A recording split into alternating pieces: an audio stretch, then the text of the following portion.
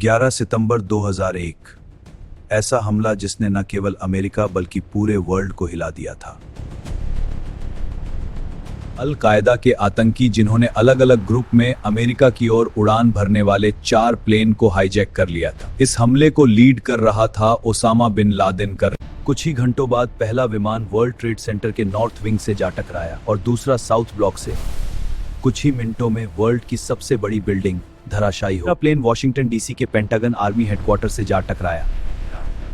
चौथा plane white house की तरफ उड़ान भर रहा था, पर पैसेंजर की बहादुरी से वो हमला बच गया। इस हमले में 3000 से ज्यादा लोगों की मौत हो गई। अमेरिका संभलता उससे पहले ये सब हो चुका था। इस हमले ने पूरे वर्ल्ड को शॉक कर दिया। हर देश की हेडलाइन में बस यही खबर थी। फिर एक वीडियो आता है जिसमें ओसामा इस हमले की जिम्मेदारी लेता है। ये केवल एक हमला नहीं था, अमेरिका जैसे पावरफुल देश की सुरक्षा व्यवस्था पर सबसे बड़ा सवाल था। वो देश जहां चिड़िया भी अपनी मर्जी के बिना पर नहीं फड़फड़ा सकती, वहां इतना बड़ा हमला हो गया। ओसामा अब अमेरिका का सबसे बड़ा दुश्मन बन चुका था और अमेरिका के लिए ओसामा को मारना अब सबसे बड़ा टारगेट बन गया था। ऑपरेशन ओसामा हंट, पर यह इतना आसान नहीं था। यह दुनिया का सबसे बड़ा मेन हंट था। उसे मारना इतना आसान नहीं था क्योंकि वो कभी मोबाइल यूज नहीं करता था। उसकी कोई प्रॉपर इमेज नहीं थी। इस मिशन में पूरे 10 साल लग गए। अमेरिका ने हर देश में अपने जासूस छोड़े, उसे हर जगह संभाला, बहुत से ड्रोन हमले किए, पर वो हर बार बच के निकल जाता। हकीकत ये थी कि अमेरिका उसे संभाल ही नहीं पाया था। और फिर एक दिन वर्ल्ड ट्रेड सेंटर पे हमले के 10 साल बाद अमेरिकन एजेंसियों को एक पुख्ता न्यूज मिलती है कि ओसामा पाकिस्तान के एक शहर एबटाबाद में किसी मकान में छुपा है। और फिर अमेरिका एक्टिव हो जाता है। सीआईए के सबसे एक्सपर्ट एजेंट पाकिस्तान के एबटाबाद में अपना डेरा जमा लेते हैं, पर सवाल यह था कि वो कौन से मकान में छिपा था, और दूसरा ये सब पाकिस्तान को बिना बताए करना था। फिर उनकी नजर एक मकान पे पड़ती है, एक मकान जिसकी दीवारें ऊंची ऊंची थी। इस घर से कोई खास हलचल नहीं होती थी, ना ही कोई मकान में दिखता था।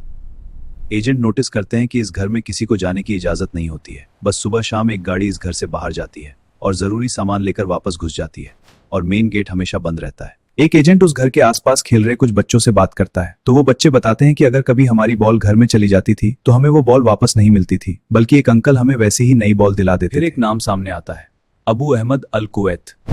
यही वो आदमी था जो हर दिन उस घर में आता जाता था। मतलब यही वो था जो इस घर में रह रहे आदमी के लिए मैसेंजर का काम कर रहा था। और सीआईए का शक गहरा होता गया क्योंकि उन्हें पता था कि ओसामा ना तो फोन यूज करता है ना बाहर जाता है। मतलब यही वो मैसेंजर है जो ओसामा की हर खबर मैसेज को अलग अलग जगह पहुंचाता है। और सीआईए एक और चीज नोटिस करता है, जिसमें डेली रात में उस घर में एक लंबे आदमी की शैडो दिखती है खिड़की में से इधर उधर घूमते हुए। सीआईए सैटेलाइट से उस इमेज को कैप्चर करता है और उसे डेटाबेस से मैच करता है। और इस बार सीआईए 100% पुख्ता था कि ये और कोई नहीं ओसामा बिन लादेन ही है। और फिर शुरू होता है वो हंट जिसके लिए अमेरिका ने पूरे 10 साल इंतजार किया। और सबसे बड़ी मुश्किल ये थी कि सीआईए ने इसके बारे में पाकिस्तान को नहीं बताया था, क्योंकि खबर लीक हो सकती थी और ओसामा भाग सकता था। दूसरा पास ही पाक आर्मी का बेस कैंप था, मतलब हाई रिस्क ऑपरेशन था। अमेरिका ने इस ऑपरेशन के लिए अपने सबसे high trend navy seal commando को चुना और टाइम फिक्स किया, रात 1 बजे। फिर रात को 2 अमेरिकन हॉक हेलीकॉप्टर जिसमें नेवी सील बैठे थे, लो अल्टीट्यूड पे पाक राडार से बचते हुए एबटाबाद पहुंचते हैं। रात को जैसे ही वो हेलीकॉप्टर उस बिल्डिंग के कंपाउंड के ऊपर पहुंचे तो ऊंची दीवारों के कारण हेलीकॉप्टर अनस्टेबल हो गया, क्रैश लैंडिंग करनी पड़ी, पर ऑपरेशन जारी रखा गया। नेवी सील के पास बस 40 मिनट का टाइम था इस ऑपरेशन को पूरा करने के लिए। कमांडो सीधे गेट तोड़ते हुए उस बिल्डिंग में घुस जाते हैं।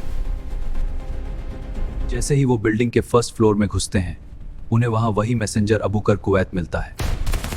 वो सीधे उसे गोली मार के बिल्डिंग के ऊपर वाले फ्लोर में चल जाते हैं। और जैसे ही वो 3rd फ्लोर पे पहुंच के गेट तोड़ते हैं तो सामने होता है ओसामा बिन लादेन। कमांडो बिना टाइम खराब किए लादेन के सर पे, छाती पे गोलियां चला देते हैं और उसे ढेर कर देते हैं। और इस तरह पूरे 10 साल के इंतजार के बाद अमेरिका अपने सबसे बड़े दुश्मन को ढेर कर देता है और उसकी बॉडी को अपने साथ ले जाता है। ये पूरा ऑपरेशन मात्र 40 मिनट में खत्म हो गया। पाकिस्तान को भनक तक नहीं लगी।